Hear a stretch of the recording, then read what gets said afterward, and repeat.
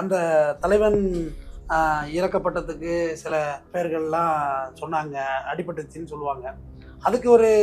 அதுக்கான பதிலாக நாங்கள் கொடுத்துருக்கோங்கிற மாதிரி ஏடிஎம்கே கிளைம் பண்ணுவாங்க.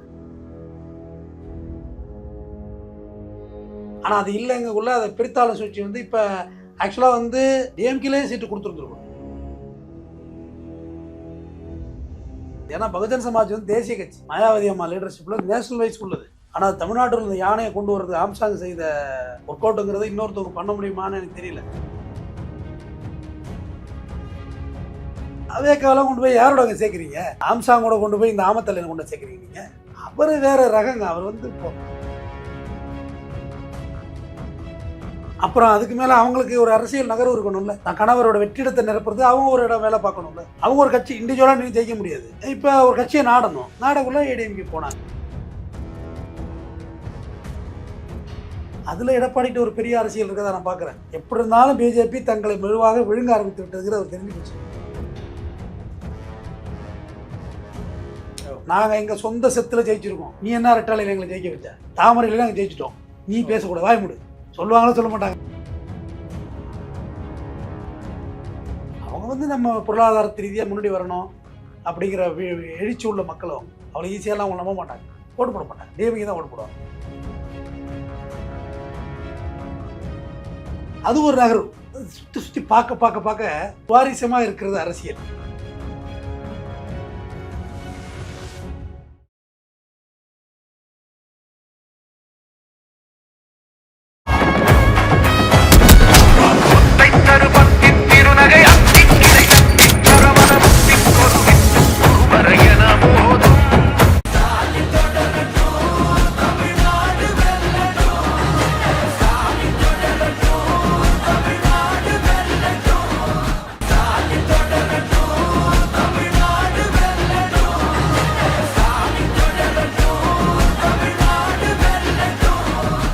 தமிழகத்தின் பல எம்பி எம்எல்ஏக்களின் வெற்றிக்கு வித்திட்ட கிங் 360 தேர்தல் வியூக சாப்ட்வேர் 2026 புதிய வாக்காளர்களின் அப்டேட் விவரங்களுடன் உங்கள் தொகுதியில் உங்கள் வெற்றிக்கு வித்திடுகிறது.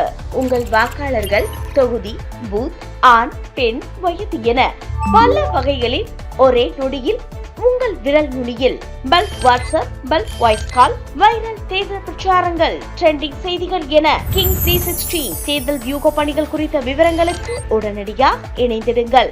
உலக தமிழர்களுக்கு வணக்கம். இது கிங் டிவி. இன்றைய நிகழ்வில் நம்மோடு அரசியல் விமர்சகரும் வழக்கறிஞருமான திரு RS தமிழ்வேந்தன் அவர்கள் நிகழ்வு இணைகிறார்.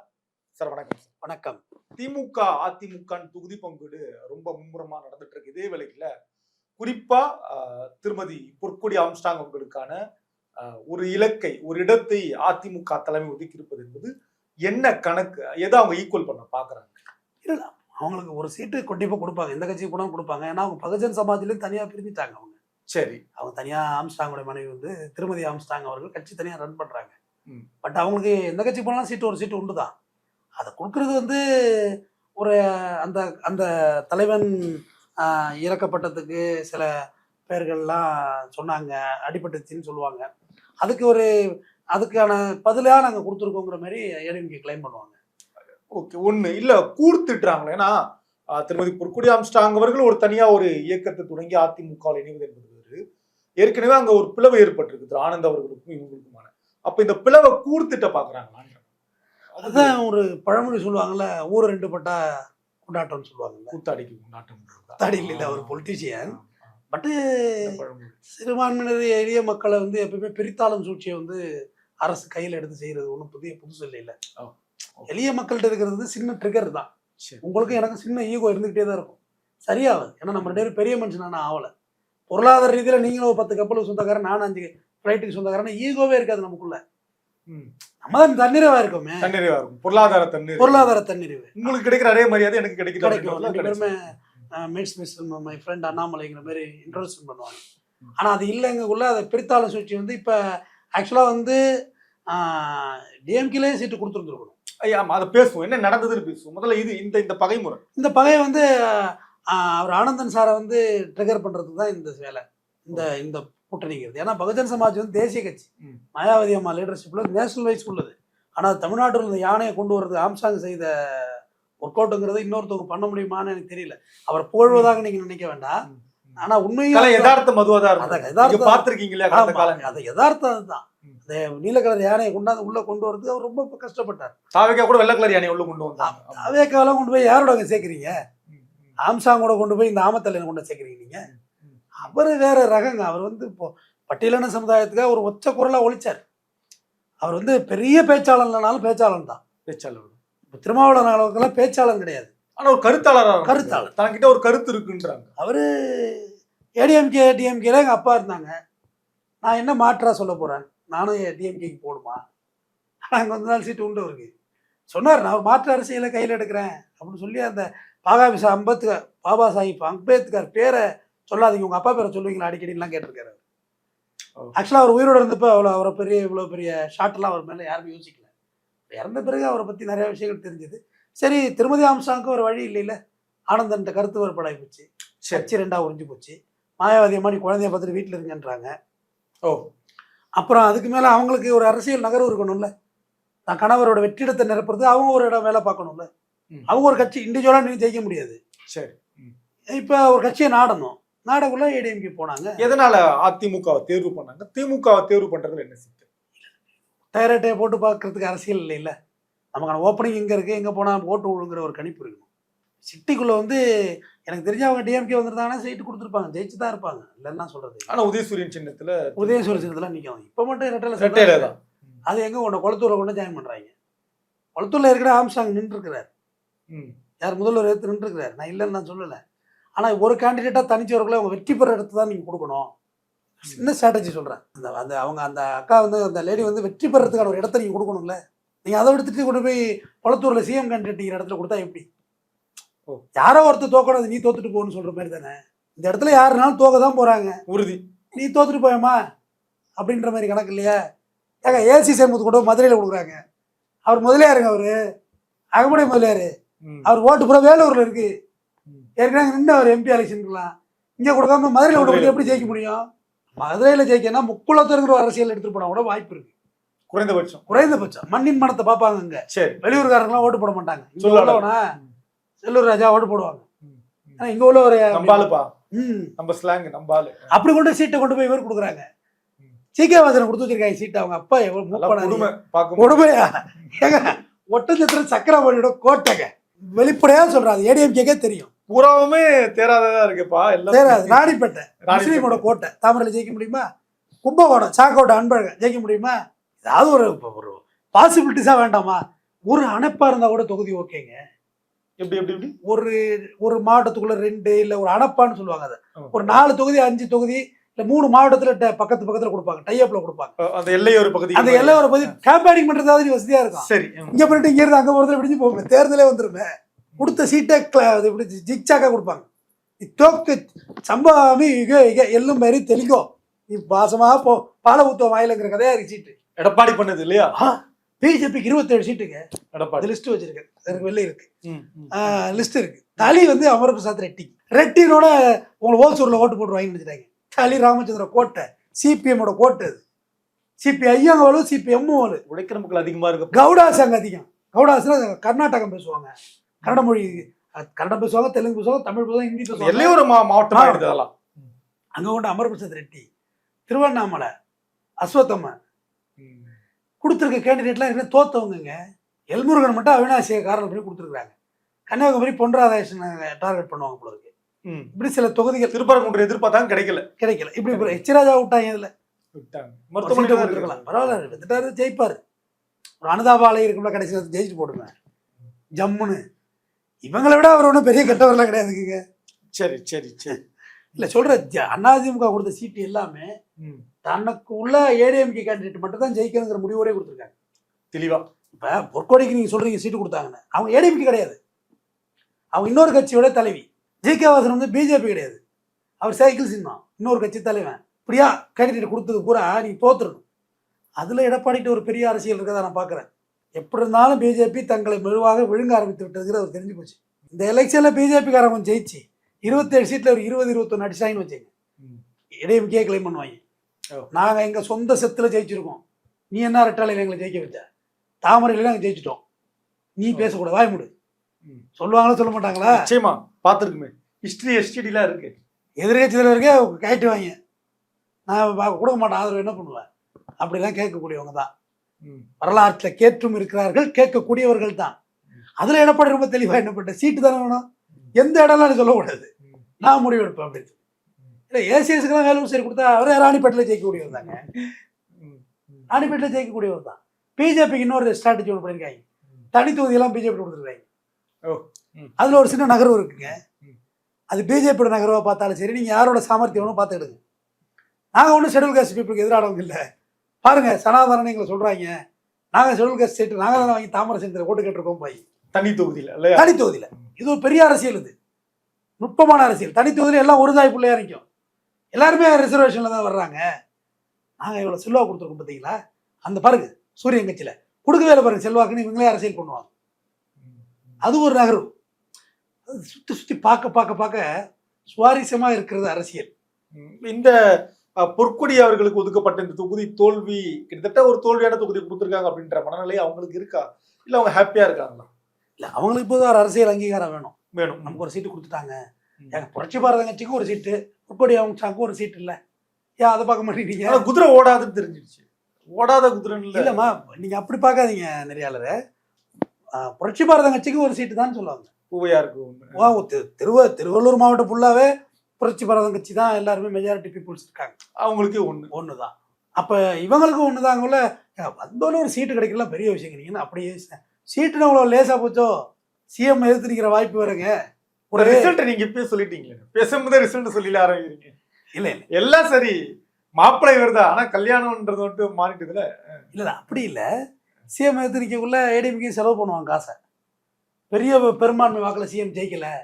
இல்ல அதுதான் கேக்குறேன், தோக்குற குதிரை மேல பணம் கட்டுவாங்களா? நிறைய செலவு பண்ணுவாங்க, அவங்களுக்கு அனுதாப அலை இருக்குங்கிறத உண்டு பண்ணுவாங்க. ஏற்கனவே ஆம்சாங் அந்த இடத்துல தான் நின்னாரு, தோத்தாருங்கிறத கொண்டு வருவாங்க. இன்னும் நிறைய விஷயங்கள், அந்த ஆம்சாங்கோட மர்டர்ல சில மந்திரிகள் பேரெல்லாம் அவங்க ஈடுபடுத்தி பேசினாங்க, அது எல்லாத்தையும் முன்வாதமா முன்னு வைப்பாங்க. அரசியல் அதுதானே, வைப்பாங்க தானே. உள்ள இது எல்லாமே ஒரு மெஜாரிட்டி வாக்குகள் வாங்க முடியும்னு நினைக்கிறாங்க. பட் அது அவ்வளவு நம்பகமா எனக்கு இல்லை. கிட்டத்தட்ட இந்த தொகுதிகள்ல தாவேக்காவை சார்ந்த வேட்பாளர்கள் கூட வருவாங்க அப்படின்றாங்க. எங்க பெரம்பூர்ல விஜய் வராரு, குளத்தூர்ல தாவேக்காவை சார்ந்த ஒரு முக்கியமான ஒரு நபர் நிற்க போறாரு. பெரம்பூர்லன்னா மெட்ராஸ் வீட்டு கிட்ட இருக்க பெரம்பூர்ல நிற்கிறாரு. அப்படியே பீச் ரோட்ல வந்தாருன்னு வச்சுக்கிடுங்க, பீச் ரோட்லேயே வந்தாருன்னா பாரிஸ்காரர் ஹைகோர்ட் இருக்கா, அதுலேருந்து கொஞ்சம் தூரம் வடக்கால போனீங்கன்னா மிண்டதான்னா லெஃப்ட் எடுத்துருவாரு. தொகுதி சின்ன தொகுதிங்க, வாஸ்டான பீப்புள்ஸில் சின்ன இடத்துக்குள்ளே மக்கள் தொகை அதிகம், அலைய வேண்டியதில் ரொம்ப தூரம்.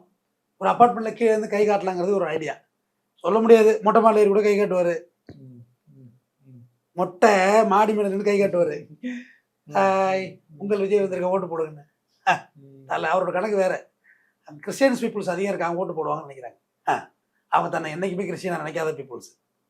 நம்ம சமுதாயத்தில் ஒடுக்கப்பட்டு தான் இருக்கிறோம்னு நம்பக்கூடிய மக்கள், அவங்கள்ட்ட எப்படி நீங்கள் ஓட்டு வாங்குவீங்க? அங்கே கம்யூனிட்டி எதுவுமே செல்லாது. அவங்க நம்ம பொருளாதாரத்து ரீதியாக முன்னாடி வரணும் அப்படிங்கிற எழுச்சி உள்ள மக்கள். அவங்க அவ்வளோ ஈஸியாலாம் அவங்க நம்ப மாட்டாங்க, ஓட்டு போட மாட்டாங்க, டிஎம்கே தான் ஓட்டு போடுவாங்க. எதிர்பார்க்கலாம். அப்படிதான் அரசியல் நகர்வு இருக்கு. அவங்கள்ட்ட ஜெயக்குமார் இந்த வாட்டி முடிசூடாமன்னு இறங்கி இருக்கிறாரு ராயபுரத்தில். அவர் சொல்லியிருக்காரு, நான் தோத்ததுக்காரமே பிஜேபி போனதுதான் சொல்லியிருக்காரு. அவர் தான் சொன்னார், நம்ம சொல்லலாம். முன்னாள் மந்திரி ஒருத்தர் சொன்னாரு, பிஜேபியோட போனால் தூக்க மாட்டி தான் தொங்கணும்னா, மருந்து தான் வாங்கி குடிக்கணும்னாங்க. இப்படியா பேசினவங்கலாம் நீங்க மறுபடியும் கூட்டணி. இந்த கூட்டணி கணக்கு மூலமா திருமதி பொற்கொடி ஆம்ஸ்ட்ராங் அவர்களுக்கு ஏதாவது நீதி கிடைக்குமா தன்னுடைய கணவர் இறப்புல? சிபிஐ வழக்கு நடந்துகிட்டு இருக்கு, அதற்கு இந்த அதிகாரம் பயன்படும் நினைக்கிறாங்க. இல்ல வழக்கு நடந்துகிட்டு இருக்குங்க. நீங்க ஆனந்தன் நல்ல அட்வொகேட், முதல்ல தெரிஞ்சேங்க, நல்லா ஆர்கியூ பண்ணக்கூடியவர், கோர்ட்ல நின்று ஆர்கியூ பண்ணுவார், சும்மா உலட்டிக்கிட்டுலாம் ஆர்கியூ நல்லா தெளிவாகவே பண்ண முடியாது. அவரோட அனைத்து வழக்குகளையும் இவர் தான் நடத்தினார். ஆம்ஸ்ட்ராங் ஒரு விடுதலை அவருக்கு நிறைய வழக்குகள் இவர் நடத்தியிருக்கிறார். அதனால இவங்க தனியா ஒரு தனக்கு ஒரு அங்கீகாரம் வேணும்னு நினைப்பாங்க தானே. என்னோட கணவர் படுகொலை செய்யப்பட்டிருக்கிறார், வழக்கு நிலுவையில் உள்ளது, குற்றவாளிகள் பெண்ணிலேருந்து மறுபடியும் ஜெயிலுக்கு போறாங்க. அப்போ கட்சியை அந்த சூழ்நிலையில இவங்க சொன்னது ஸ்டேட்மெண்ட் நமக்கு தெரியாது. ஆனந்தன் என்னோட ட்ராமா பண்ணி வாங்கிட்டாருங்கிறது தான் இவங்க சொல்ற ஸ்டேட்மெண்ட். அப்போ அப்படி இருக்கக்குள்ள எனக்கு ஒரு ஒண்ணுமே இல்லையாண்ணா அப்படிங்குள்ள அவங்களுக்கு ஒரு சின்ன ஆறுதல், ஒரு கட்சி வேணும்ல. இழப்பு நம்ம பக்கம், இழப்பு லாஸ் லாஸ் லாஸ் லாஸ் வந்து பெரிய லாஸா மிகப்பெரிய இழப்பு. அவங்க மனைவிக்கு தான் இழப்பு அதிகம், அடுத்து குழந்தைக்கு, அப்புறம் தாங்க பொது வாழ்க்கையெல்லாம். யாருங்க பொது வாழ்க்கையில இறந்தவங்களை தூக்கி வச்சு கொண்டாடிட்டு இருக்காங்க? அதெல்லாம் ஒன்றும் இல்லைங்க, மறந்துடுவாங்க.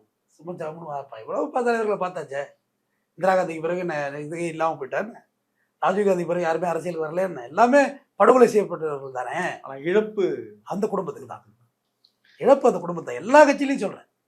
இப்ப கலைஞரோட இழப்பு வந்து ஜெயலலிதாவோட இழப்பு பெருசா இல்லாத காரணம் குடும்பம் இல்லை. குடும்பம் இருந்தால் அந்த இழப்பு தெரிய தான் செய்யும். 96 வயசுல எங்க தாத்தா செத்தாரு, இன்னமும் அந்த இழப்பு எனக்கு பெருசாவே இருக்கிறது. அப்ப நல்லா வாழ்ந்த மனுஷன்ப்பா, கல்யாண சாவு தானேங்கிறாங்க, பட் எனக்கு இழப்பாவே இருக்கே. எங்க தாத்தா என்னை கை பிடிச்சி அழைச்சிட்டு போன மனுஷனாச்சு, இடத்த யாரும் நிரப்ப முடியல. நான் வேற யாரையும் இழக்கல, என் ரத்த ஓன் பிளட் ரிலேஷன்ஸ்ல என் கண் எதிர பார்த்து வளர்ந்தேன்னா எங்க தாத்தா தான் இருந்திருக்காரு. எனக்கு அது இழப்பாவே இருக்கு. இந்த தோலை தூக்கிட்டு போவாரு, பொண்ணு ஒன்று பிடிச்சி கொடுப்பாரு, பிஸ்கட் வாங்கி கொடுப்பாரு, வாழ்க்கையை காமிச்சவர், இது உலகம்னு சொன்ன மனுஷன். எனக்கு அது இழப்பா இருக்கு. அது அந்த குடும்பத்துக்கு தான் தெரியும் அந்த வலி. சரி, கலைஞர் கருணாநிதி இல்லைன்னா ஸ்டாலின் ஐயா கூட ஒரு ஆதங்கம் இருக்கும். நம்ம அப்பா பார்க்கல, நம்ம அரசாள்வதை அப்பா பார்க்கலையேன்னு ஏன் இருக்காது? பேரன் உதயநிதியை போய் கேளுங்க, தாத்தா இல்லையே பாக்குறதுக்கு, நான் இந்த பம்பரமா கலக்குறேனே, எங்க தாத்தா பார்த்துருந்தா சந்தோஷப்பட்டிருப்பாரு, கலக்குறீங்கடா அப்படின்னு சொல்லியிருப்பாருல்ல. கனிமொழியாக்காவுக்கு அந்த என்ன இருக்காது? அப்பா இல்லையே, நம்ம எம்பியா இருக்கோம், கர்ஜிக்கிறோம் டெல்லியில போய், அவன் பார்க்க இல்லையேங்கிற என்ன இருக்காதான்னு கேட்கிறேன். கொண்டாடி இருப்பார். 3 தலைமுறை முதலமைச்சரை பார்த்தவங்க துர்கா ஸ்டாலின், மாமனார், கணவர், மகன், 3 முதலமைச்சரை பார்த்துட்டு போறாங்க. அவங்களுக்கு ஒரு ஆசை இருக்காத? மாமா பிள்ளைய முதலமைச்சராக வந்துட்டா மாமான்னு சொல்ல தெரியாது அவங்களுக்கு. எல்லாருக்கும் இருக்குங்க. நீங்க வந்து தனிப்பட்ட முறையில மாலை 5 மணிக்கு ஒரு இருள் சூழ்ந்த நேரத்துல வாழ்க்கையோட தோல்விகளை போய் கேட்டீங்கன்னா உண்மையை சொல்லுவான். யாரும் இல்லைங்கிறது அப்பதான் தெரியும். வெளியில 50 பேர் இருக்கிறாங்க, 10 பேர் உட்காந்துருக்காங்க, 20 பேர் இருக்கிறாங்க, எந்நேரமும் ஆள் இருக்கிறாங்க ஆஃபீஸில்ங்கிறது எனக்கு அது விஷயமே இல்லை. ஒரு காலை பொழுதுல ஃபைன் டே எழும்புள்ள தனிமையா இருக்கக்குள்ள அதுதான் நம்மளோட பலம் பலவீனமாவே இருக்கும். சரிங்க சார், ரொம்ப அது அப்பதான் உங்களோட உண்மையான பலம் பலவீனமே உங்களுக்கு புரியும். சரி, தொடர்ந்து பேசுவோம். நன்றி நன்றி நன்றி.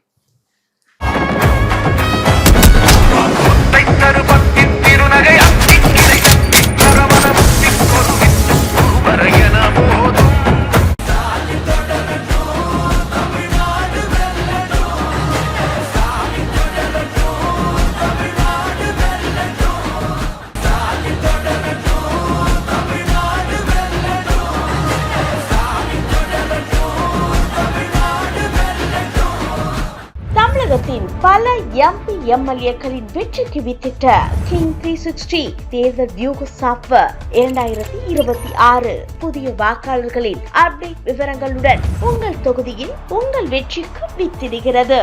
உங்கள் வாக்காளர்கள் தொகுதி, பூத், ஆண், பெண், வயது என பல வகைகளில் ஒரே நொடியில் உங்கள் விரல் நுனியில் bulk WhatsApp, bulk voice call, viral தேர்தல் பிரச்சாரங்கள், ட்ரெண்டிங் செய்திகள் என கிங் 360 தேர்தல் வியூக பணிகள் குறித்த விவரங்களுக்கு உடனடியாக இணைந்திடுங்கள்.